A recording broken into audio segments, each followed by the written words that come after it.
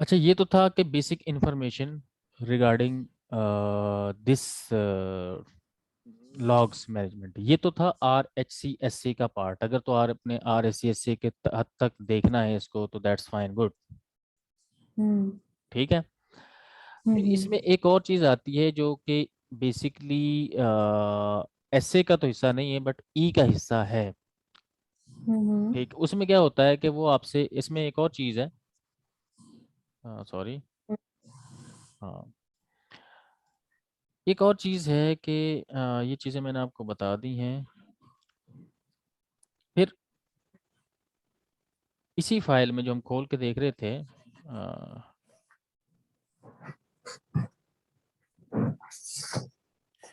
ये बल्कि सॉरी, क्यों, और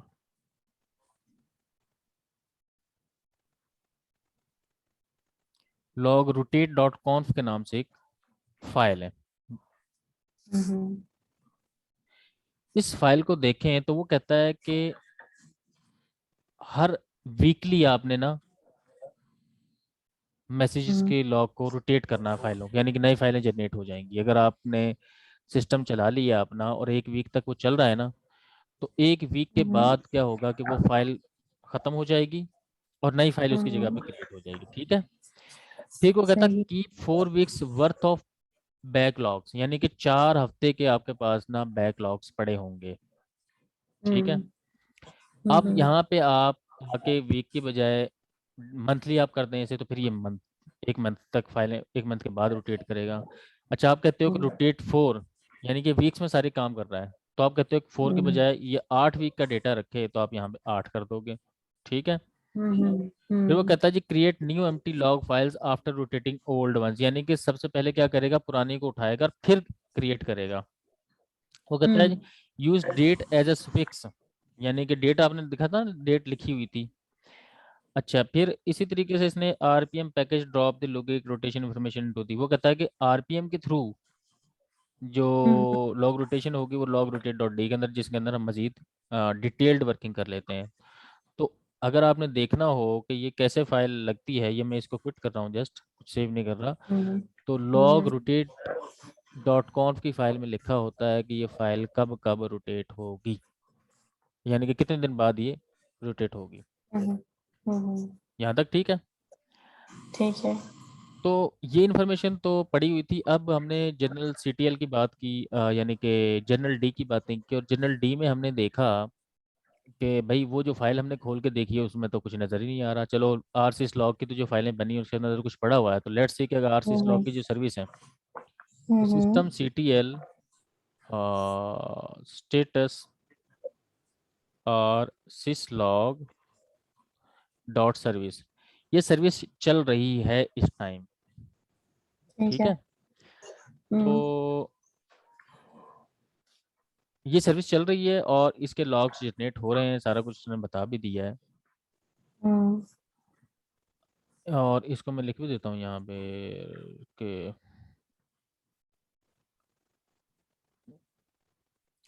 सिस्टम सीटीएल स्टेटस और सिसलॉग, यही है हमने जो सर्विस देखी है, और सिसलॉग डॉट सर्विस, इसको ऐसे लिख देता हूँ। या आर सिसलॉग ही कहेंगे हम, सिसलॉग डॉट सर्विस नहीं कहेंगे, आर सिसलॉग ही कहते होते हैं। इसी सर्विस की इंफॉर्मेशन आप देख सकते हैं। हम्म। अच्छा, इसी तरीके से सिस्टम सीटीएल, अब बात करते हैं हम सिस्टम डी की, जनरल डी की, हम्म। Journald. अब जनरल डी क्या है, बल्कि काम करते हैं, लेट्स हैव 20 मिनट्स ब्रेक और फिर मैं दोबारा आता हूँ, फिर जनरल डी को भी ख़त्म करते हैं। ठीक है।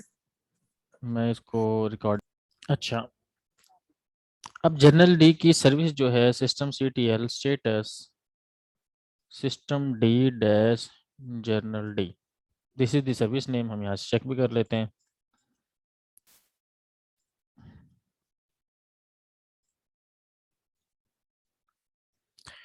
System C T L system D dash जो जनरल डी है, सॉरी सॉरी, जर्नी यहाँ पे स्टेटस लिखना था,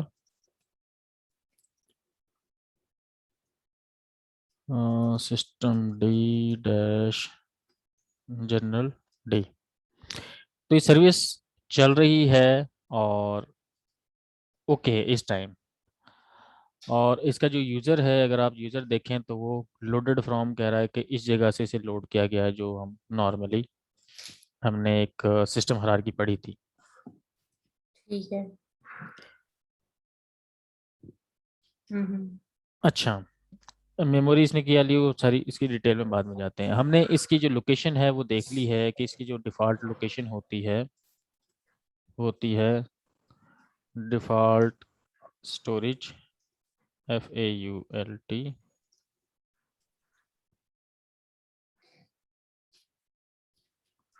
/run/log/journal डी, और इसमें फिर फर्दर आगे ऐसे लगा देता हूँ। ठीक है जी। ठीक है।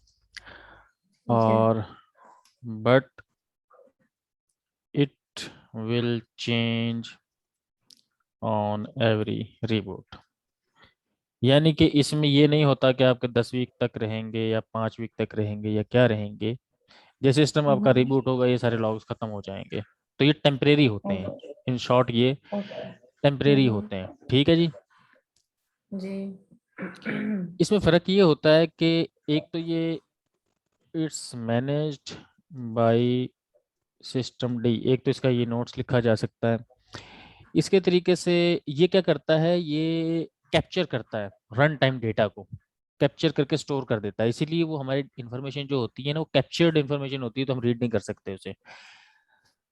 हम्म। तो ये सारे जितने भी स्टैंडर्ड्स एरर्स होते हैं या जो चीज़ें भी होती हैं वो इसमें जो है। सर अगर हम इसको रीड नहीं कर सकते तो फिर इसका क्या फायदा हुआ हमें? अरे सर यही तो बताने लगा हूँ मैं आपको। हम्म।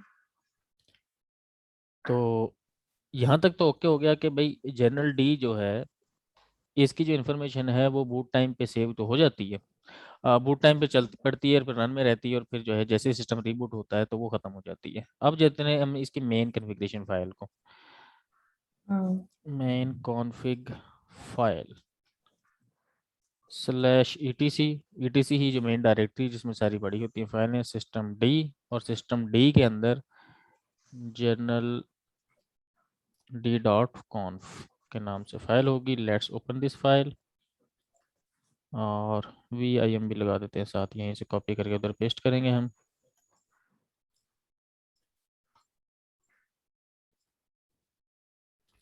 ये फाइल खुल गई है इसमें।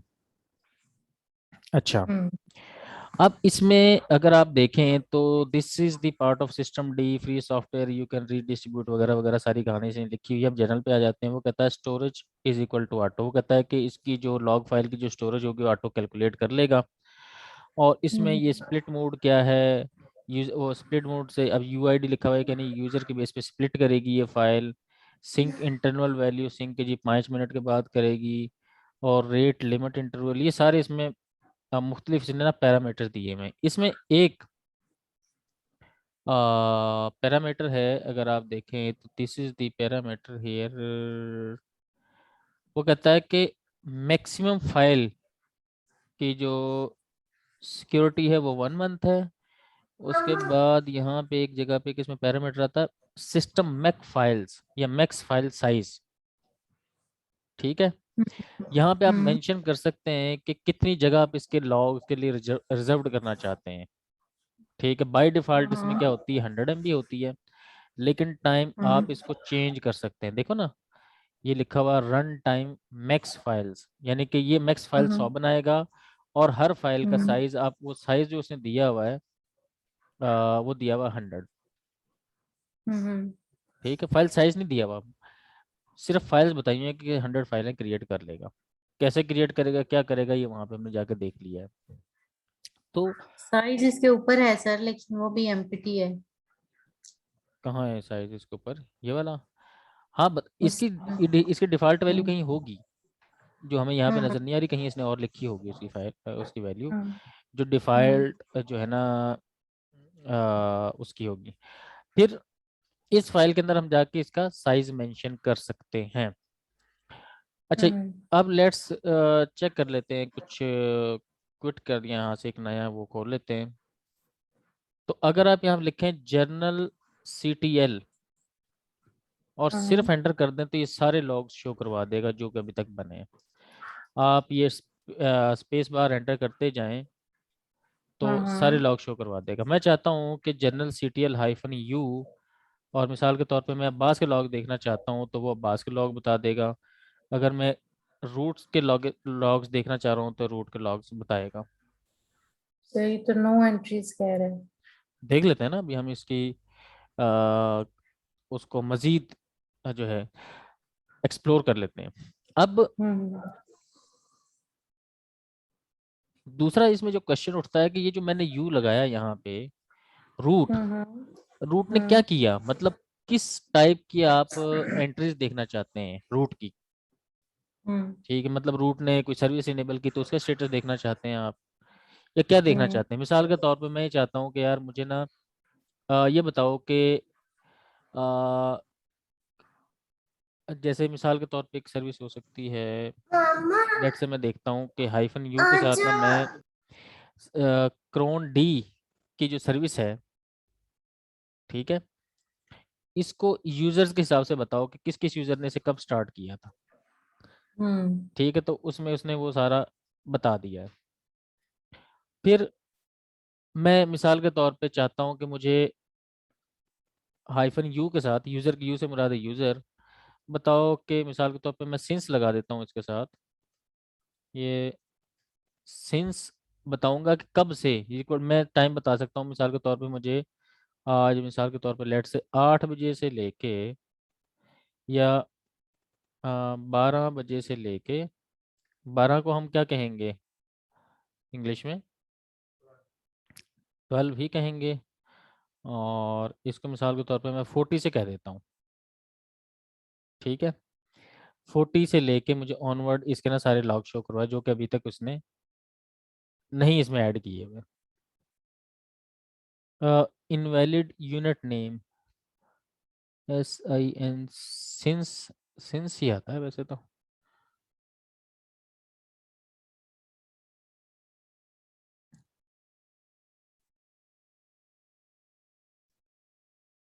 सिंस ऐसे ही लिखते हैं ना, आर यू देयर? तो ऐसे ही लिखते हैं, सिंस तो ऐसे ही लिखते हैं। तो हाइफन हाइफन अब इसमें, अच्छा एक मिनट में CTL करके हाइफन हाइफन डाल के देखता हूँ कुछ शो करवा रहा है ये। अच्छा, हाइफन हाइफन बूट करेंगे, खैर सेंस को शो नहीं करा रहा है यहाँ पे, सेंस भी देख भी लेते हैं। सेंस का मैक्सिमम वर्ड इसमें ना अपडेट किया है, इसको है ही नहीं इसके अंदर, हालांकि 7 के अंदर चलता था।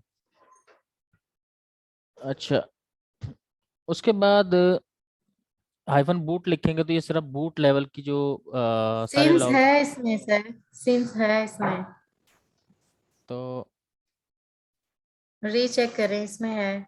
हाइफन हाइफन के साथ सिंस जब मैं लिख रहा हूँ तो फिर क्यों नहीं आ रहा? सर ये फिफ्थ लाइन में चेक करें, 1 2 3 4। सिंस, और सिंस के साथ मैं इक्वल टू लिख देता हूँ टाइम, मिसाल के तौर पे 12 बज के मिसाल के तौर पे 30 मिनट से, हाँ अब दिखा रहा है। तो I was doing some mistake.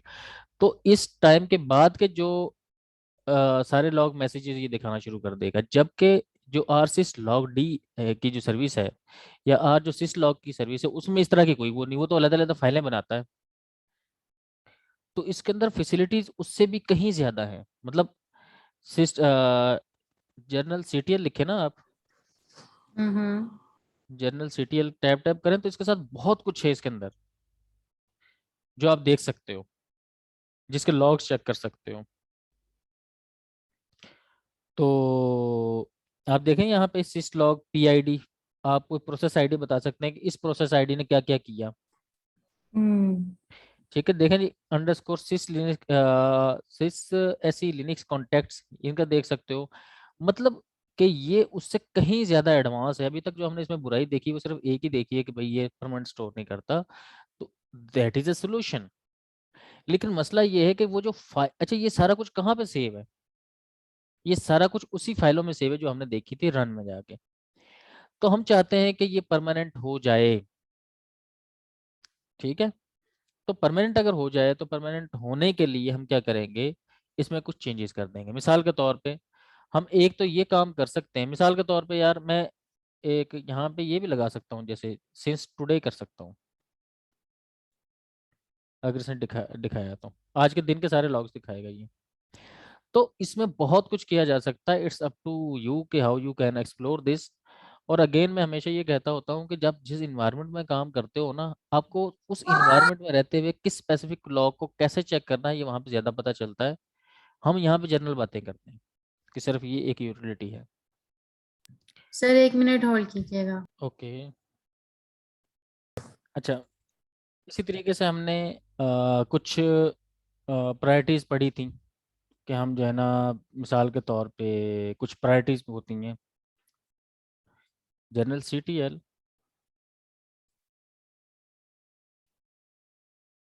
-P से प्रायोरिटी आ जाएगी। जी सर, बना रहे हैं सर, बना रहे हैं। वो तो बनी हुई है मेरे पास, वो तो बना के रखी हुई है मैंने। सर के पास चलते हैं, वो मीटिंग कॉल तो एंड कर लें, कॉल एंड कर लेना फिर चलते हैं। अच्छा, -P के साथ हम क्या कर सकते हैं कि जो हमारी प्रायोरिटीज़ थी, जो हमने कुछ कोड पढ़े थे, जो मिसाल के तौर पे हम इमरजेंसी के वो देखना चाहते हैं या कोई एरर्स देखना चाहते हैं, तो हम क्या कर हम्म। सकते हैं, ERR लिखेंगे एरर। तो ये क्या कर देगा, जो एरर कोड्स हैं वो शो करवा देगा सारे, कि हमें पूरे ऑपरेटिंग सिस्टम में क्या क्या एरर्स आए, तो ये सारे वो बता देगा। इसी तरीके से हम ठीक है। क्रिटिक अलर्ट देखना चाहते हैं। ये देखें, ये टैप टैप करेंगे तो मजीद ये इसको, अच्छा यहाँ पे हम ALERT अलर्ट, यही था? नहीं, अलर्ट ये वाला नहीं था। अलर्ट का क्या है, ALERT होता है, या 1 लगा के देख लेते हैं। नहीं, ये बता नहीं रहा। तो इसी तरीके से उसका देखते हैं। लेट्स से के मिसाल के तौर पे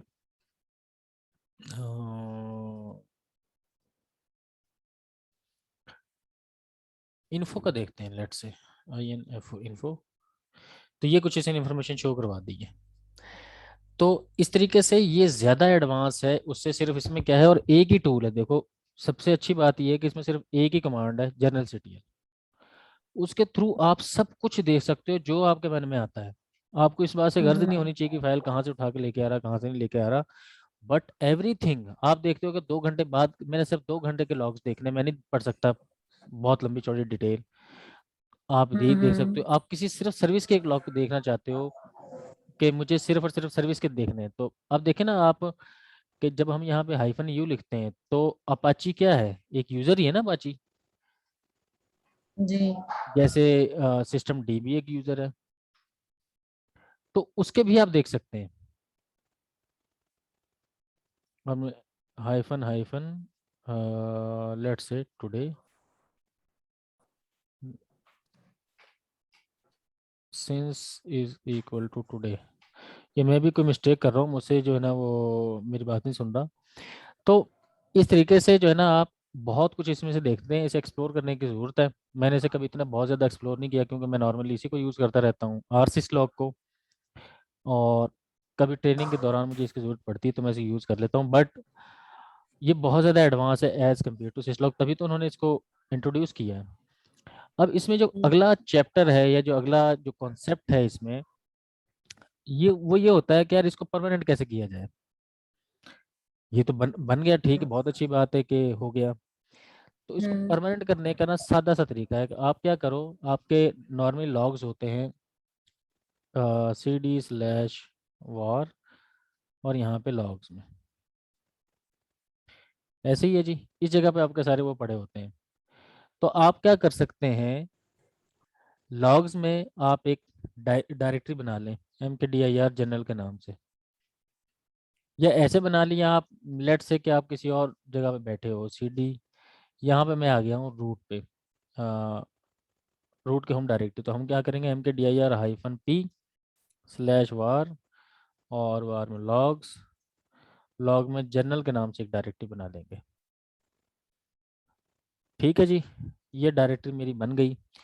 इस डायरेक्टरी पे ऑनरशिप जो है यूजर है जनरल डी का, ठीक है, उसकी परमिशंस भी, इसकी ऑनरशिप चेंज कर देंगे।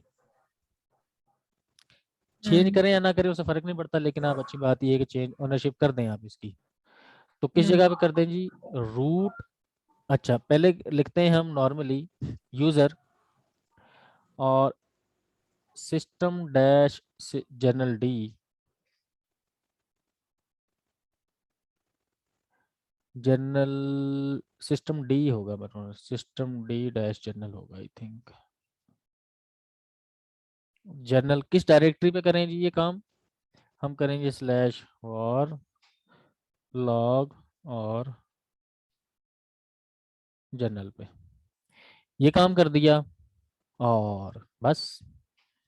अच्छा, अभी हम क्या करते हैं, इस डायरेक्टरी को खोल के भी देख लेते हैं। ये हमने यहाँ से इस पे लिखा cd, यहाँ पे, और यहाँ पे फॉरेन फाइल बन गई है। अब ये जो आपके लॉग्स हैं सेव होना शुरू हो गए हैं, बट यहाँ पे फॉरेन आप क्या कर सकते हैं, system ctl restart system D dash general D, इसके सर्विस को रीस्टार्ट करा लिया आपने।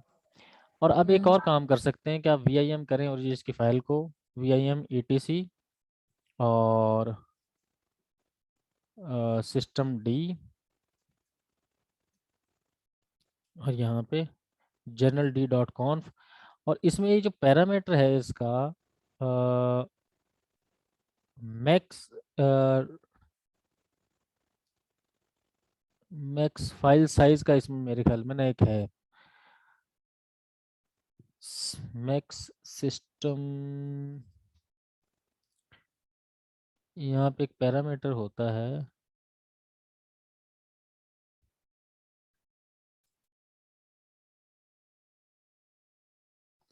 System max file size. यही है साइज। बिल्कुल बिल्कुल। और एक और पैरामीटर होता है सिस्टम मैक्स यूज का, ये वाला, ये तो रन टाइम यूज आ रहा है ना, एक सिस्टम मैक्स यूज। और वो ऊपर ही है मैक्स यूज, सिस्टम, 10,000 के नीचे हाँ है। ये, इस पैरामीटर को क्या करते हैं हम इनेबल कर देते हैं। और मिसाल के तौर पे मैं कहता हूँ इसे, ये 1500 M, 1500 M का मतलब ये है कि कुछ ये 10 साल का डेटा इकट्ठा करके इसमें डाल देगा। WQ और रीस्टार्ट द सर्विस और इट्स ओके। ले जी, इस तरीके से आप क्या कर सकते हैं अपने लॉग। सिर्फ एक ही पैरामीटर चेंज किया हमने। हाँ, कि मिसाल के तौर पे कंप्यूटर जो है कितना यूज कर सकता है मैक्सिमम। आप ये कुछ भी ना करते थी तब भी चल जाना था, चल गया था, देख लें फौरन वो फाइल इधर आ गई थी। लेकिन अगर आपने कर दिया है तो सिस्टम क्या करेगा, 1500 MB तक लॉग स्टोर करेगा, उससे ऊपर नहीं करेगा। ओके। तो ये तो था इसका सारा जो है क्या कहते हैं कहानी लॉग्स की इन लिनक्स। इसमें जो हम्म। आखिरी चीज बचती है वो दूसरी बचती है कि अब आप ये चाहते हैं कि यार आप एक सेंट्रल सर्वर अपने कंप्यूटर और उसमें बना लें नेटवर्क इंफ्रास्ट्रक्चर में, वो क्या करे सभी क्लाइंट्स के जो लॉग्स हैं ना वो अपने पास स्टोर कर ले। ओके। ठीक है, मिसाल के तौर पे हम ये चाहते हैं कि ये जो RSCSA वाली मशीन है ये वाली, इसके जो लॉग्स हैं वो भी कहाँ पे आ जाएं, वो भी आ जाएं इस मशीन पे। तो हम क्या करेंगे, /vim etc और etc में जाके rsyslog.conf को फाइल खोलेंगे और यहाँ पे एक मशीन है मिसाल के तौर पर सर्वर मशीन, उस पे हम इसका रिसीवर जो है ना सेट कर देंगे कि कौन रिसीव करेगा। यहाँ पे ये एक है, हाँ ये देखे ना, प्रोवाइड टीसीपी सिसलॉग रिसेप्शन। ठीक है, ये इसकी जो पोर्ट है वो है 514, और ये यूडीपी है कि अगर आपने यूडीपी के थ्रू जो है ना उनको करना है तो फिर क्या करेंगे, और अगर आपने टीसीपी के थ्रू करना है तो आप क्या करेंगे। आपने सिर्फ और सिर्फ अगर टीसीपी के थ्रू करना है तो आप क्या कर देंगे, मिसाल के तौर पे आप चाहते हो इसके थ्रू करें, तो इसको कर देंगे आप यहाँ से रिमूव, और यहाँ से रिमूव। अब ये क्या करेगा, इसकी रिक्वेस्ट को रिसीव करना शुरू कर देगा।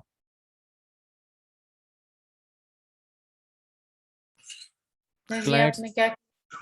मैंने क्या किया है, मैंने यूडीपी पोर्ट नंबर 514 को इनेबल कर दिया है। ये दो मॉड्यूल हैं, mode load I am UDP और यूडीपी सर्वर रन, इसको मैंने इनेबल कर दिया है कि ये रिक्वेस्ट रिसीव करे अपने पास, यानी कि इस पोर्ट पे अगर कोई इसके पास ट्रैफिक आती है तो ये उसको रिसीव कर ले।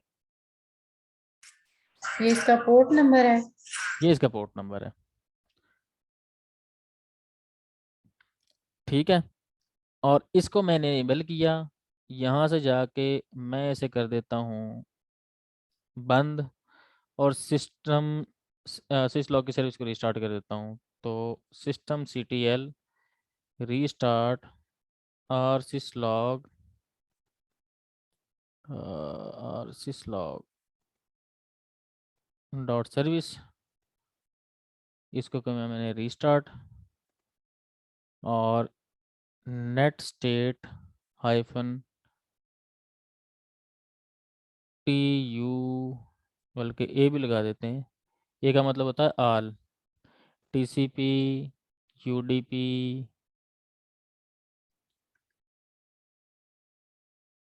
और P से प्रोसेस बनेगा, और यहाँ पे हम इसको पाइप कप के ग्रिप कर लेते हैं 514। तो ये देखें जी, UDP पे ये पोर्ट लिसन कर रही है, नहीं 514, 514 ही होना चाहिए, यहाँ पे कहीं देख लेते हैं ऐसे।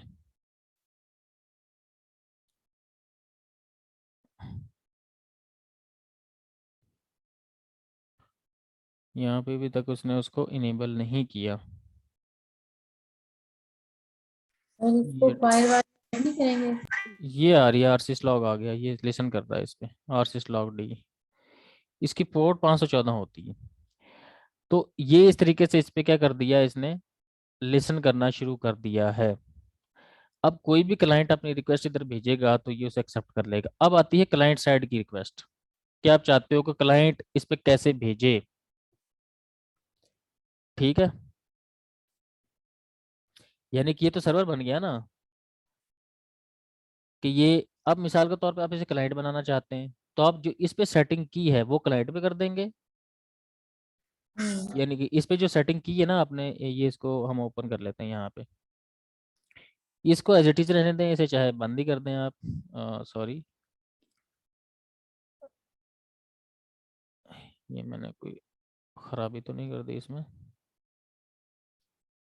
अच्छा, हैश और हैश, इसे बंद कर दिया। अब आ जाएं आप नीचे, बिल्कुल एंड पे यहाँ पे कहीं होगा,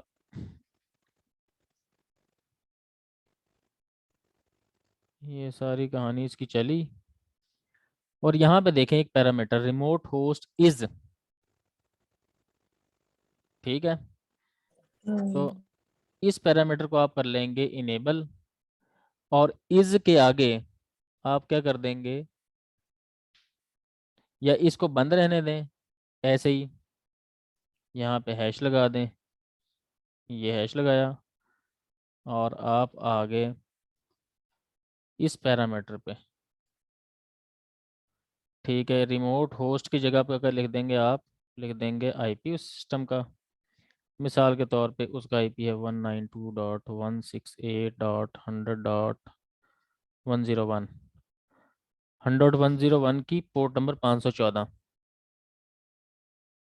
ठीक है, लो जी, सिर्फ आपने इतना सा काम करना है। स्टैटिक डॉट स्टैटिक का मतलब है कि कोई भी लॉग्स ऐड, डबल ऐड का मतलब है कि इस कंप्यूटर पे आए और ये सेव कर ले। तो ये क्या करेगा, अपने तो लॉग सेव करेगा ही करेगा, बाकी रिमोट सिस्टम्स के लॉग भी सेव करना शुरू कर देगा। ये हम्म। सर्वर बन गया। तो एक लाइन चेंज करने से आपका सर्वर बन जाता है। और अगर आप कहते हैं कि आपने पोर्ट नंबर चेंज करनी है, आपने यहाँ पर होस्ट नेम लिखना है, तो फिर आप इसके होस्ट नेम की एंट्री में इसकी एंट्री भी करवा देंगे। जो ईटीसी होस्ट के नाम की एंट्री होती है ना, आप चाहते हो कि नेम लिखो, या इसको डीएनएस के साथ रिजॉल्व करवा लेंगे। इस तरीके से आप क्या कर सकते हैं, आप बाकी कंप्यूटर्स की इंफॉर्मेशन को भी यहाँ पे स्टोर कर सकते हैं। ठीक है। है। हम्म।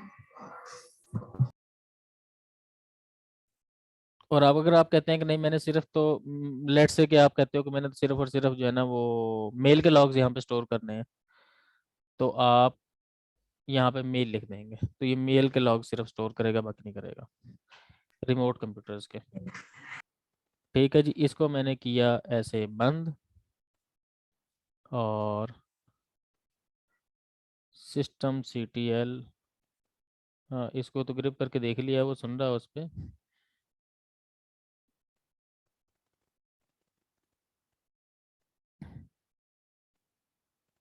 ये अब आ गया है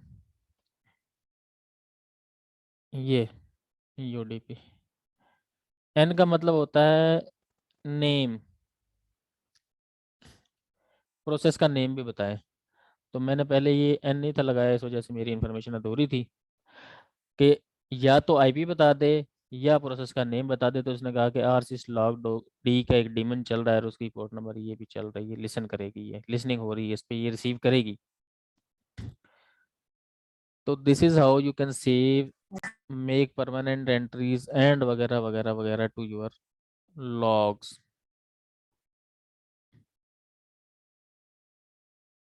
ओके यहाँ तक। ठीक है सर। ये मैंने जो आपको लास्ट पार्ट करवाया है RSE का पार्ट है। RSE में पढ़ाते हैं कि आपने लॉग सर्वर बनाना कैसे। ओके। ऐसे थैंक में यू सिर्फ सर। वही पढ़ाते हैं। अब हमारे छोटे चिन्ह चिन्ह 2-3 टॉपिक रह गए हैं, वो हम किसी दिन कर लेंगे फिर।